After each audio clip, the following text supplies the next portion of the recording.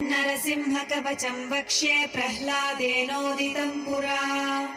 सर्वरक्षाकरं पुण्यं सर्वोपद्रवनाशनम् सर्वसम्पत्करं चैव स्वर्गमोक्षप्रदायकम्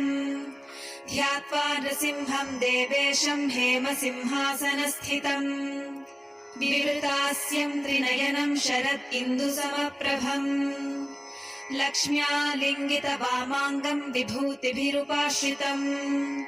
चतुर्भुजं कोमलाङ्गं स्वर्णकुण्डलशोभितम् श्रिया सुशोभितोरस्कं रत्नकेयूरमुद्रितम् तप्तकाञ्चन सङ्काशं पीतनिर्मलवाससम् इन्द्रादिसुरमौलिष्ठः स्फुरन्माणिक्यदीप्तिभिः विराजितपदद्वन्द्वं शङ्खचक्रादिहेतिभिः गरुत्मता च